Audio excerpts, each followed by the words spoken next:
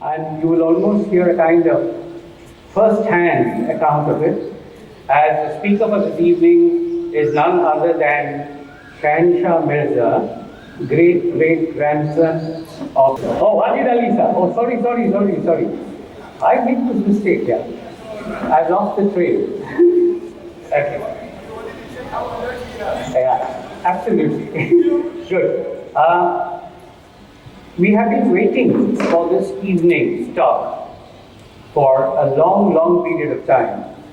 I can recollect that it was almost 3 years ago that we broached this subject to Shahanshah. And he said, yes, of course. But then we could never pin him down with a date. And finally we managed to, and we thank you very much for giving this evening's date. And we are all looking forward to hearing you today and all the enthralling tales that you have to tell us of the royal cuisine.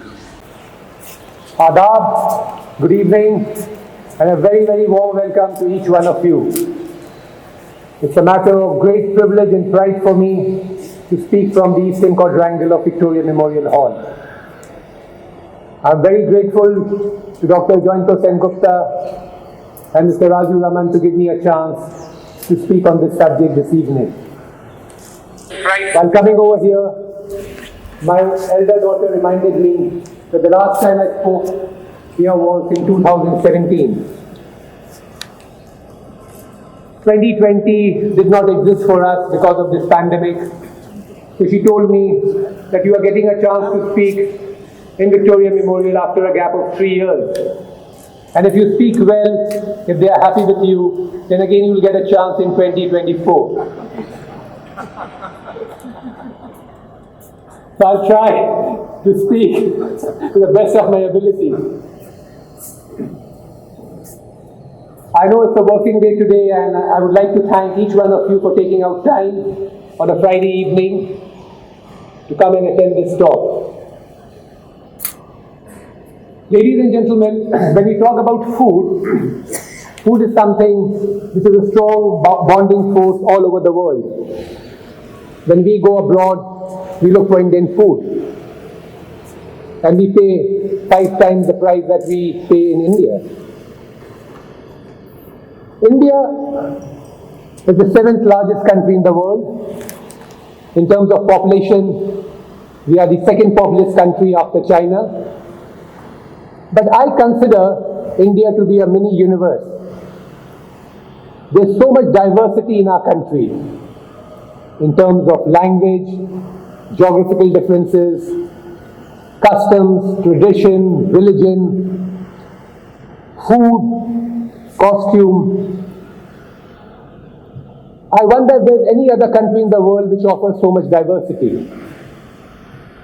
This evening, I'll be talking about Mughlai food. And in order to understand this, we must realize that the Indian civilization is a very old civilization. We go back as far as 2500 BC with the Indus Valley civilization. And even in those days, India was a very important center.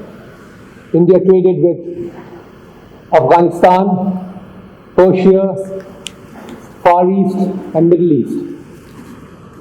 And whenever people came from these regions, they added layer upon layer on us in terms of language, in terms of culture, tradition, and of course cuisine. And all this enriched our cuisine. Our talk for the evening is Mughlai cuisine, and for that we have to go back about 450 years in history. It all started with a man called Zahiruddin Muhammad Babur. I consider Zahiruddin Muhammad Babur to be one of the most intriguing characters in Indian history. He was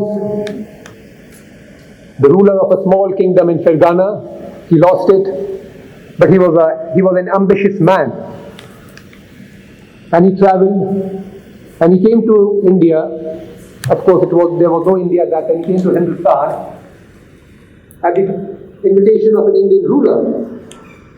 And in 1526, in the first battle of Panipat, he defeated Ibrahim Lodi, and that marked the end of the Delhi Sultanate. Babur was a man who was very emotional.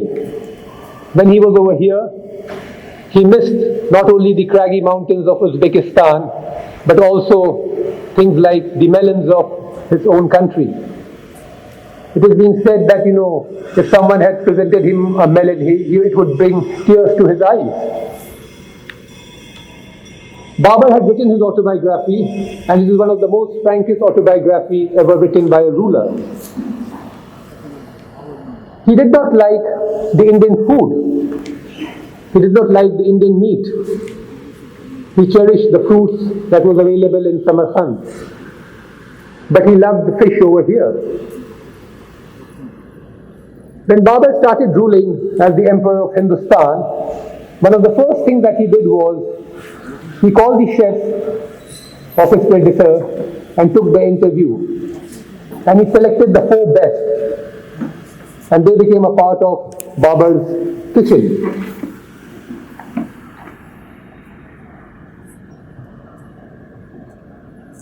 Knowingly or unknowingly, Babur did something which created a mini revolution.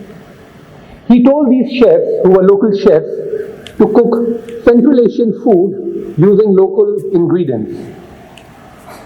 Now just imagine for a minute, our chefs using local ingredients cooking Central Asian food.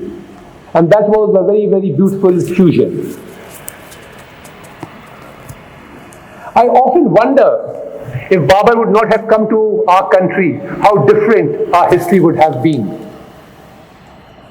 And I often think, if Babur would not have come to our country, there would have been no Red Fort, no Agra Fort, no Jama Masjid, no Chandni Chowk, no Taj Mahal, and most importantly, perhaps no Mughlai food.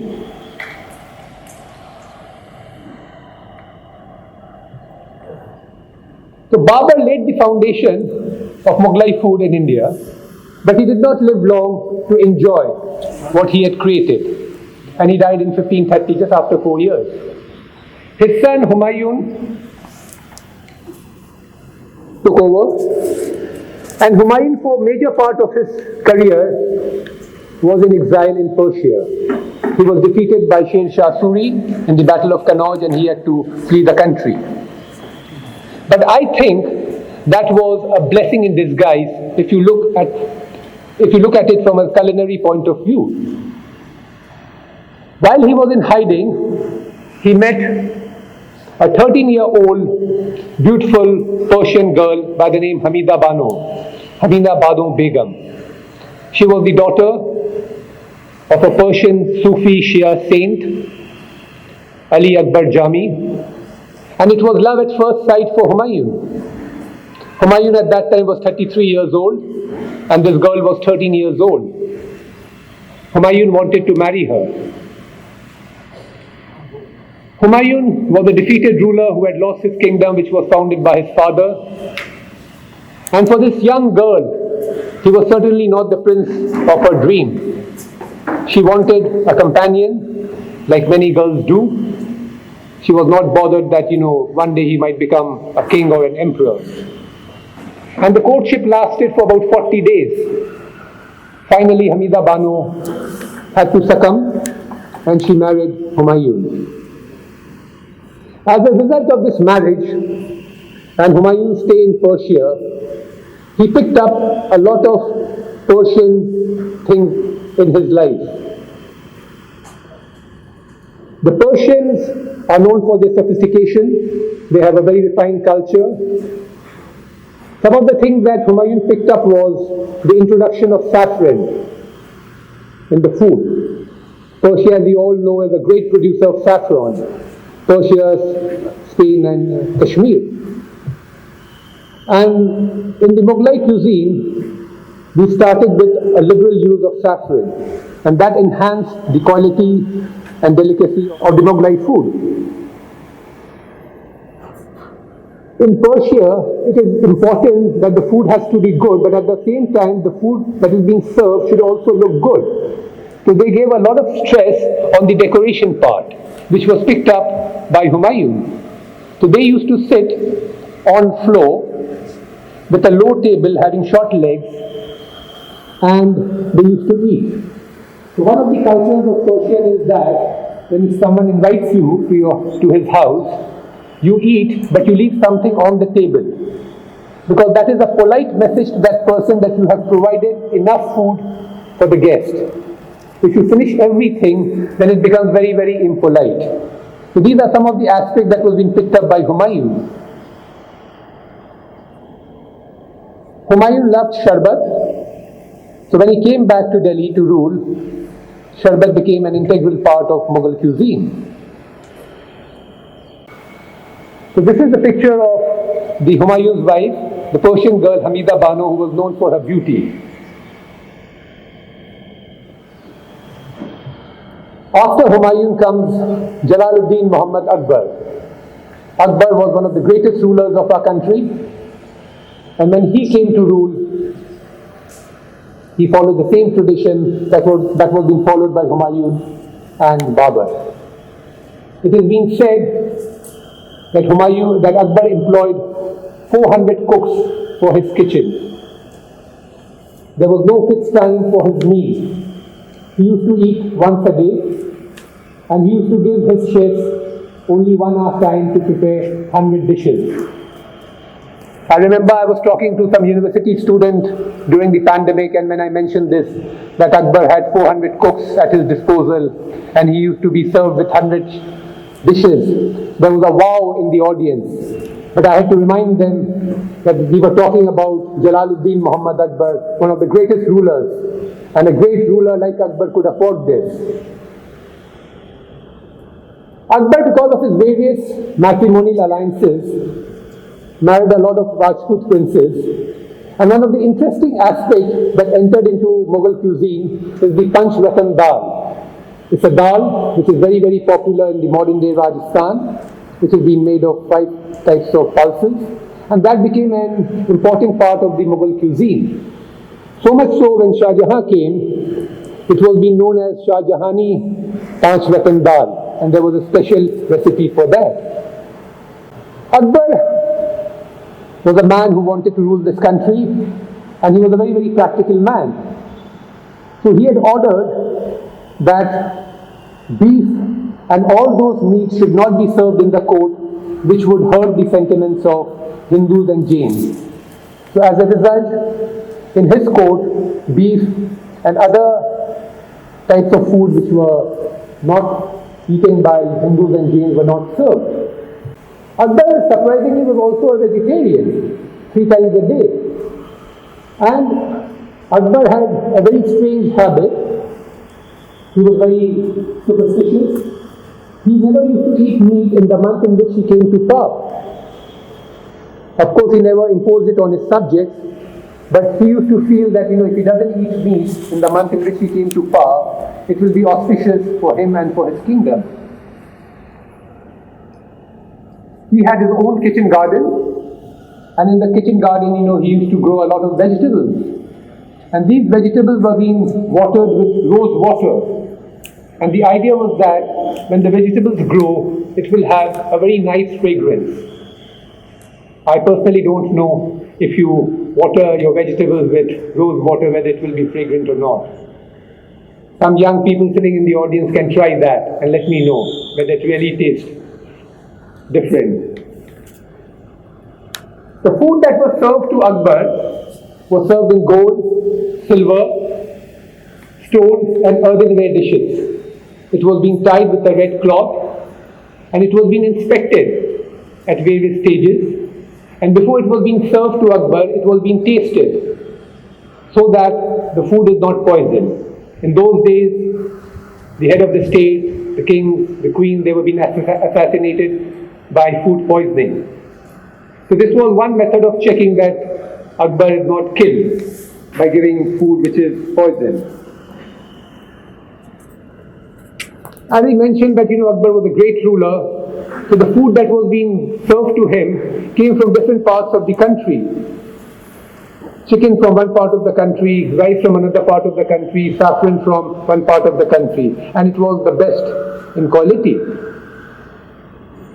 Akbar was very fond of chicken. So the chicken that was being served to him was given a massage every day with musk oil and sandalwood, so that the muscles that the chicken develops is very, very tender. The chicken was also fed, it was hand fed with pellets which had saffron, so that the meat is very delicious. Akbar looked upon fruit as one of the greatest gifts of the Creator. These rulers were also very fond of fruits. And during Akbar's reign, there was a minister who was in charge of kitchen, so he was known as the Minister of Kitchen. So much importance they gave to food.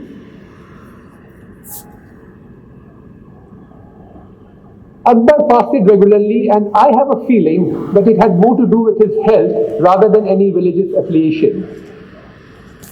Initially, he fasted thrice a week, and later on, it went up. After Akbar comes Jahangir. So this is a picture of Jahangir. Jahangir married Noor Jahan, who was an extremely powerful woman. And once again, Noor Jahan had a Persian origin. So we see the influence of Persia in Mughlai cuisine.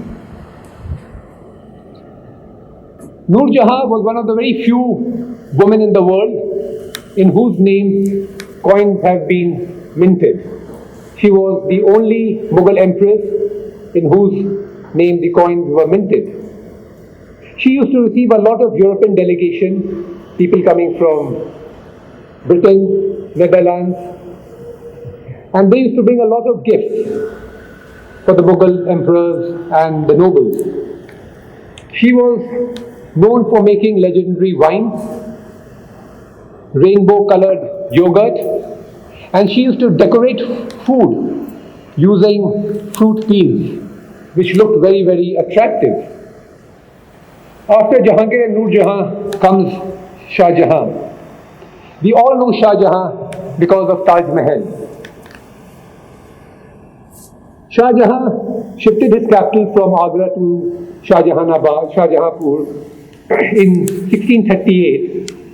Agra had become overpopulated, and he felt the need to have a new capital. But when it was being moved to Shahjahanabad, he was being told that in the new city people are falling ill. So he called his Hakim and he said, what is the reason why people are falling ill? And the Hakims told him that the water of Shahjahanabad is not good, and there was no way he could go back to Agra. So he said, please find a method how to get rid of the germs in the water. So the Hakims advised him that while cooking, they should use more of turmeric, chili, coriander and cumin. So the moment chilies, turmeric, coriander and cumin were added, it started making the Mughlai food less bland. Till now, the Mughlai food was very bland. Even after the introduction of Persian influence, the food was by and large very bland. It was not as we see it today. But Shah Jahan introduced all these things on the advice of his Hakim, and that made the Mughlai food very hot. And later, with the introduction of tomatoes, it started becoming more red. And that was a very interesting turning point in the history of Mughlai cuisine.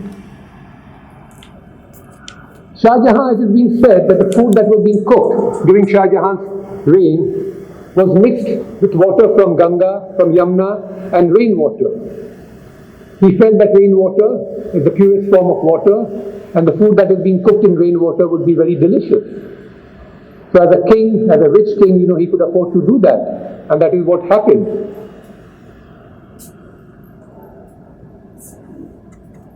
Whenever Shah Jahan used to eat, before eating, he used to set aside a portion of food for the poor, and he made sure that the food is being distributed to some poor before it was being consumed. And after the food was over, he used to sit and chat over the sarkhan. It was a very, very sort of a relaxed lunch or dinner, and he used to enjoy. And everything under the sun was discussed. Over here, when I'm talking about Dastarkhan, I would like to mention that, Dastarkhan, roughly translated, could be a tablecloth. But the Dastarkhan that I'm talking about is a rectangular tablecloth, but it is embroidered. It has got floral embroidery, and it usually used to have couplets in Farsi in the honor of the guest. So if you have invited someone to your house, he or she is having the food, and the Dastarkhan is in front, and you find couplets written in his or her honor. So that would create a very, very good impression. So those were the Dastarkhan, and I think till about 30-40 years ago, Dastarkhan was very, very popular in Calcutta as well. But now with the introduction of buffet and other styles of cooking, this is one of the things that we have lost to technology. The last great Mughal ruler was Aurangzeb. And Aurangzeb was totally different from Shah Jahan, Akbar. He was very frugal in his approach, and he was by and large a vegetarian. He was, of course, very religious, and according to a book called Ruqat al-Alamgari, which is a book of letters from Aurangzeb to his son, his favorite dish was kubuli. Kubuli is a very ordinary dish which is made with rice and Bengal gram, and for Aurangzeb, they used to add basil and pomegranate seeds.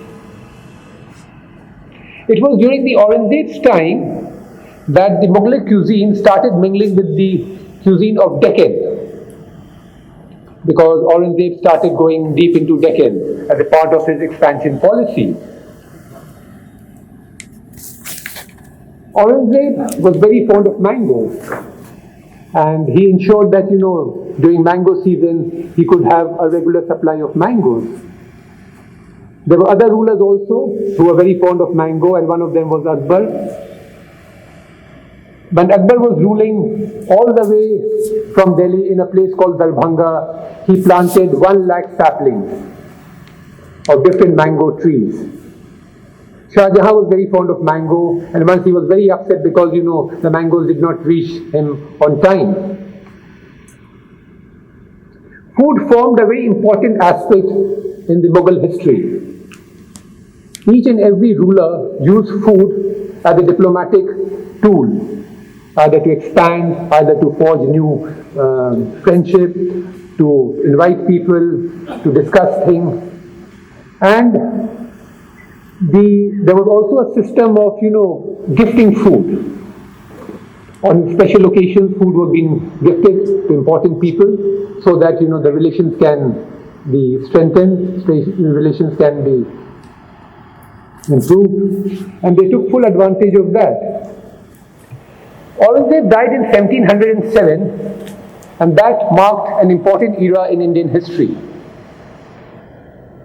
Towards the later part of Aurangzeb's rule, the Mughal Empire had become very weak, and different foreign powers like the French, English, Dutch, Portuguese, they started making inroads in our country.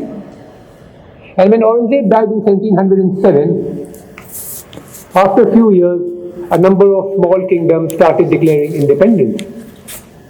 In 1709, a young man whose name was Sadat Khan, whose picture you see, he came from Khorasan in Iran. He was young, he was ambitious, and he wanted to do something very different. He was appointed the governor of Akbarabad, and he proved his competence, and later on he was being made the governor of Awadh. And in 1722, he laid the foundation of a semi-independent kingdom which we know as the Awadh kingdom. In Awadh, there was a very strong group called Sheikh Zada who was creating a lot of problem for the Mughal emperor, and Sadat Khan was able to crush that rebellion. He laid the foundation of Awadh Empire. Awadh Empire existed for 134 years. It was about 24,000 square miles in area, but it occupied a very, very important region. The region of Awadh was very fertile, And it was very important for English East India Company to annex Awadh, which they ultimately did. The fourth Nawab of Awadh was Asif-ud-Daula. This is a picture of Asif-ud-Daula. He was perhaps the strongest Nawab in the Awadh Empire, and under him, Awadh rose to great heights. 1784, when there was a terrible famine in Awadh, and a lot of people had become poor. They had no job. People had no food to eat. So Asif-ud-Daula was a very, very benevolent ruler. He wanted to help the people. There was a very popular saying about Asif-ud-Daula in Urdu which says that, Jisko de Maula, usko de Asif-ud-Daula. Asif-ud-Daula would give only to those who have been blessed by Almighty. So Asif-ud-Daula wanted to help the people who have been affected by this famine. So he thought of creating something which would be very unique, which would be one of its kind in the world. The Awadh rulers were Shia by faith. In Islam, there are the two major sects, the Shias and the Sunnis. And Asif-ud-Daula was a Shia. So he thought of creating an Imambara, which is known as Asafi Imambara. So this is the picture of Asafi Imambara, which he built in Lucknow. He employed about 20,000 people for the construction of this Imambara. And it is being said that people used to work, the common laborers used to work for 3 days, and on the third night he would invite the nobles to come and break what has been built. The nobles also felt on bad days, and since they had their own ego, they had their own prestige, they could not work during daytime, so they were being called in the night to break what has been built. It was like taking 3 steps forward and 1 step backward. And as a result, a lot of people got money, they got food. So when this construction was going on, Asif-ud-Daula also thought of providing food for the laborers. And the food was being cooked in huge cauldrons. So one day, while supervising the construction of Asafi Imambara, Asif-ud-Daula was walking down, and he got a whiff of the food that was being cooked. So he told one of his nobles that I would like to taste this food. So the nobles told him, Huzoor, this is the food for laborers. This food is not meant for you. He said, yes, I know that, but I like the aroma and I would like to taste it. So anyway, the food was served to him, and he liked eating what was being served to him. So he told his chef that by and large, whatever has been served to me, I liked it, but I want that it should be improved. The rulers of Awadh were great champions of food. They gave a free hand to their chefs to try and experiment new dishes to improve their delicacy. So the chefs tried various permutation and combination. They removed the vegetables. They added meat, they added saffron, they added a lot of aromatic spices. And the food that was being cooked in Awadh was usually the Dampuk style. Dampuk style is the style where the food is being cooked in a pot and the lid is being sealed. So the steam doesn't go out. As a result, all the aroma, fragrance of the spices, meat, rice gets absorbed in the food, which makes the food extremely tasty. So anyway, the final product that was being given to Asif-ud-Daula had rice, saffron, aromatic spices, and meat. And that was the birth of biryani. The world got a new dish, and Asif-ud-Daula is being credited with the birth of biryani. Some of the important dishes in the Awadhi cuisine were like Nargisi kofta, Shami kebab, sheermal, rogni roti, nimish, shahi tukra. So this is a picture of Nargisi kofta, which was one of the delicacies of Awadhi cuisine. And if you look at it carefully, the picture which is at the bottom, it resembles the human eye to an extent. In Awadh, people used to describe women. And whenever they used to describe women, the beauty of women, they used to use different simile, different metaphors. So Nargisi aankhein, we say that, she has got Nargisi aankhein, which means, she has got very expressive eyes. She has got very beautiful eyes. So Nargisi Kofta was named Nargisi Kofta because, it resembles human eye and it was meant to look very beautiful. The other item is Shami Kebab. This was one of the important delicacies of Awadhi cuisine. There's a very interesting story why Shami Kebab is called Shami Kebab. So whenever, I get a chance to speak about Shami Kebab, I always share this with my audience. When Awadh was at peak, a lot of people came from different parts of the world to serve in different capacities. And a lot of soldiers came from Syria. So whenever a group of people move from one country to another country, they carry with them their language, their customs, their traditions, their food habits. And when these people came from Syria, they brought their style of cooking. And they used to cook meat in this style, which became a hit with the local people in Awadh. And people started associating this type of kebab with the people who had come from Syria. So this kebab started being called Shami Kebab because it was being made by people who had come from Syria. In Arabic, Urdu and Farsi, the country Syria is referred as Sham. So that is why the people who had come from Syria were called Shami. And that is why it's called Shami Kebab. It has got nothing to do with eating. You can eat it at any point of time. I remember once I was talking to some student and I said, why Shami Kebab is it called Shami Kebab? So one bright student said, because you eat it only, that is why it's called Shami Kebab. This is another very famous, we can call it loosely in a very loose term paratha. It's called Shirmal. It's a paratha which is being made with milk and saffron. And the orangish color that you see, of course, edible colors are added, but it has got a liberal use of saffron. Shirmal, the word shir in Farsi means milk. And since it is being made with milk, that is why it's called Shirmal. It's very, very popular in Lucknow even now. And with Shirmal you can have kebab, you can have, a lot of other delicacies. The other roti which was very famous is called Rogni roti. Unfortunately, Rogni roti is not popular as it should be. It is made taking 50% flour and 50% refined flour and mixed in ghee.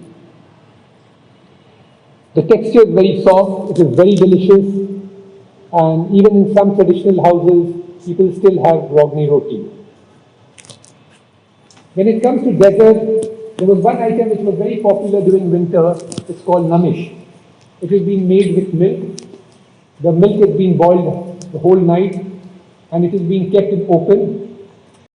So during winter the dew falls on the milk and then in the morning it is being whipped. So it becomes very, very fluffy and it is available only during winter months. So whenever I go to Lucknow, there's a place called Chowk. I make it a point to eat namish. And before having namish, I think of the pollution in the air. That when the dew must be falling, it must be falling with these pollutants. But when I'm eating, I close my eyes to the pollution and I enjoy. And after I finish eating, then I think about the pollution. So whenever you all get a chance to go to Lucknow during winter, please go to Chowk. At least try namish once. And I'm sure you will feel happy that I gave you a nice tip on a Friday evening in Calcutta.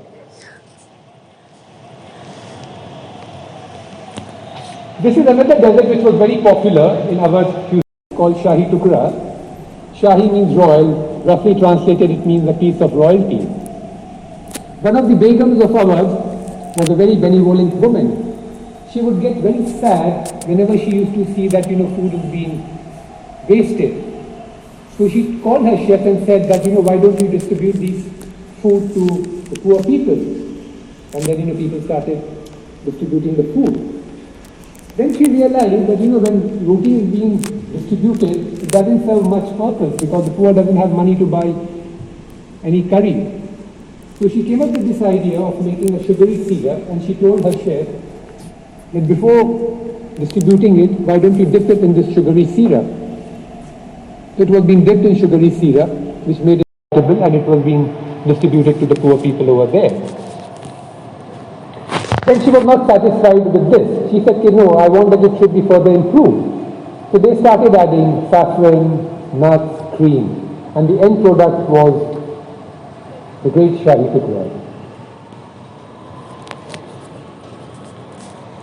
This is a picture of Wajid Ali Shah, who was the last ruler of Awadh. He was a man whom I consider was a man much ahead of his time. He was a highly secular man. This is one of the most popular pictures of Wajid Ali Shah that you will ever see. In this picture you will find his left chest is exposed, and a lot of questions have been asked, why his left chest is exposed. Among other things, Wajid Ali Shah was also a poet, and he felt that in order to write poetry, in order to rule the country, your heart should be open.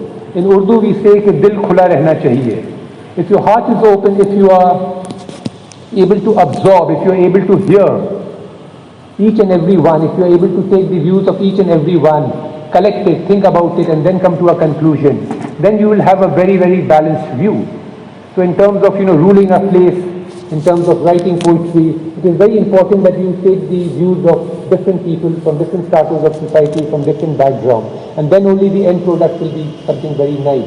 So this was a symbolical gesture on his part to show to the world that my heart is open. So whatever you tell me, I'm ready to hear, I'm ready to understand, and I'm ready to absorb it.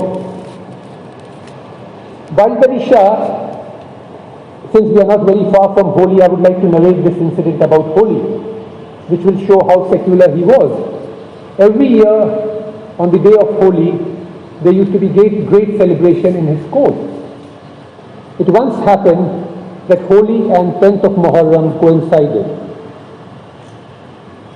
Muharram, as many of you all must be knowing, is the first month in the lunar calendar, and the Muslims mourn the martyrdom of Prophet Muhammad's grandson Imam Hussain in Karbala in 680 AD. And 10th of Muharram is considered to be the most auspicious date, which is also a government holiday, where Imam Hussain attained martyrdom with 72 of his followers. So that particular year, since lunar calendar has got 356 days, every year it gets advanced by 10 or 11 days. So that particular year, 10th of Muharram and Holi coincided. So the Hindu nobles of Awadh went to Wajid Ali Shah and said, Huzur, this year we would not like to celebrate Holi in your court because it is coinciding with Muharram. Holi, as we all know, is a celebration of love, laughter, joy, happiness. You distribute sweets, you play with colors, there is a lot of song and dance, and especially in UP, even now, there is a lot of song and dance associated with Holi. And they said that, Muharram is a day of great mourning, so we don't want to hurt the sentiments of our Muslim brothers. But Wajid Ali Shah was a man, he was a ruler, and he had to cater to all sections of society. So he said, no, like every year, we will celebrate Holi. We will celebrate Holi in the morning, and in the afternoon, we will go ahead with the rituals that are associated with Muharram. So that way he will be able to satisfy both sections of the society. Unfortunately, Awadh was annexed in 1856, and on a false charge of maladministration. At one level, Wajid Ali Shah was a very simple man. He had heard a lot about British sense of justice and fair play. So he wanted to come to Calcutta to meet the Governor General. And since I'm talking about Wajid Ali Shah, I would like to mention over here that the moment you Google about Wajid Ali Shah or you read about Wajid Ali Shah, you will read one line which is very, very common, that he was exiled to Calcutta. He was never exiled to Calcutta. You can quote me, he was never exiled to Calcutta. He came to Calcutta on his own free will. In fact, the English East India Company and later the British wanted him that he should stay in Lucknow. But he came to Calcutta to meet the Governor General. hoping that if he will face his case before the Governor General, Awadh might be returned. So he came to Calcutta, and by that time, Lord Canning had replaced Lord Dalhousie. So when he went to meet Lord Canning, he was given a gun. He was given a salute of 21 guns. And the Governor General over here was to satisfy the greed of English East India Company. They were not over here to satisfy the demand of an Indian ruler. So Awadh was not given back to him. So he decided to go to England to meet the Queen and place his case before the British Parliament. But his health did not permit him to go. So he sent his mother, younger brother and son. And while negotiations were going on, the Great Uprising of 1857 happened. And all hopes of getting back Awadh were dashed forever.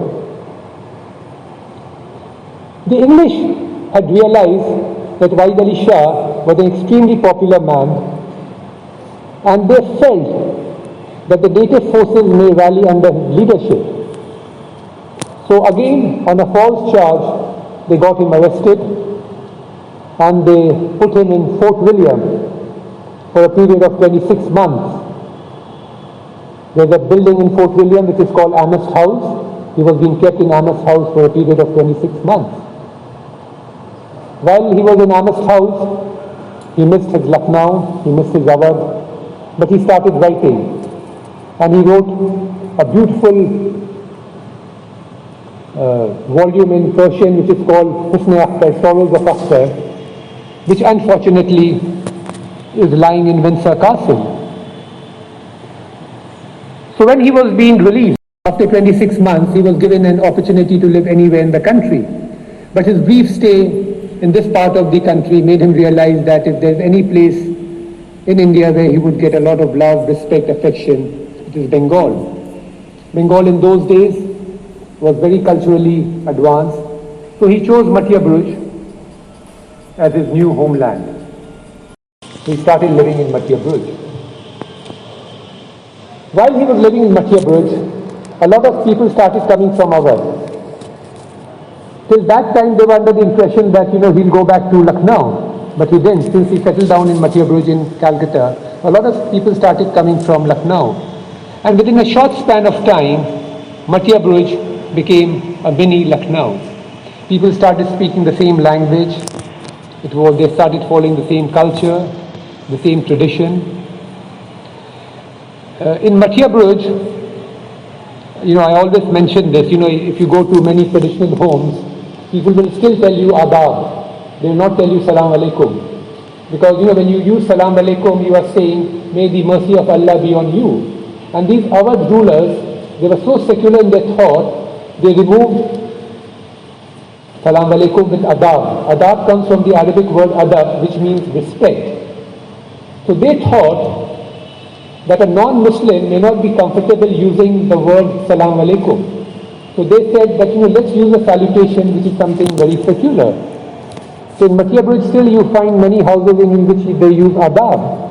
They'll tell you things like tashrif rakhiye. They'll never say baithiye, because for them baithiye is something very, very rough. They'll say tashrif rakhiye, which means that please be seated with a lot of dignity. So while he was in Madhya Bruj, he did a lot of things. He introduced kite flying, he introduced cockfighting, he introduced Mushera, and Madhya Bruj became an extension of Lucknow and Awadh. And one of the things that he did was the Calcutta biryani that we know. Like other rulers of Awadh, he gave a clean hand to his chef to try and experiment with new things. In early 16th century, potatoes were introduced in our country. The first cultivation took place in Surat, and over the next several decades it traveled to different parts of the country. It was being brought to Bengal by English traders, and in those days potatoes was a rare commodity. It was very expensive. It was considered to be something very exotic. In one of the experiments, his chef added potatoes. And as I said earlier, that the Awadhi cuisine is being cooked in the Dampuk style. the steam doesn't go out. So when it was being cooked in the dum cook style, the aroma of spices, saffron, meat, rice, all got absorbed in potato. And when it was being served to Walid Ali Shah, he liked it immensely. So he said that henceforth, whenever biryani is being cooked, make sure you all add potatoes. And that is the story of how potato became an integral part of Calcutta biryani. A lot of people might think that, since Walid Ali Shah had fallen on bad days, and in order to cut costs, his chefs removed meat pieces and added potatoes. But ladies and gentlemen, that is not a fact. There's many things that were being spread as lies, as a part of propaganda. This too was being spread to defame Indian rulers, and Walid Ali Shah unfortunately was one of them. Walid Ali Shah used to get a pension of 12 lakh rupees every year, and he was the highest paid pensioner in India. Out of that, 25% he used to spend on the upkeep of animals and maintenance of zoo. He had his own zoo in Mathiya Burj, where there were a number of animals, which was a great attraction in those days. So that is the story of how potato became an integral part of Calcutta biryani. A question has always been asked, which is a better biryani, the Awadhi biryani or Calcutta biryani? I have no answer. For me, both biryanis are equally good. It is like my two daughters. I love both my daughters, so I love both biryanis. The biryani that is cooked in my house is being cooked with potatoes. My wife is from Lucknow, so when she eats biryani, she removes the potato very smartly, and then I have with my potato. So I would like to end this talk with a line from Babar, the man who started it all. So Babar had said, "Enjoy the luxuries of life, Babar, for the world is not going to be had a second time." And before I finally say goodbye, I would like all of you to just think for a minute whenever you order any Mughlai dish next time about the contributions, about the planning, about the ideas that were being made by these Mughal rulers, by their queens, by the Khansamas, and thank them, because it is because of them that we are fortunate enough to enjoy such lovely dishes. Khuda Hafiz, thank you very much.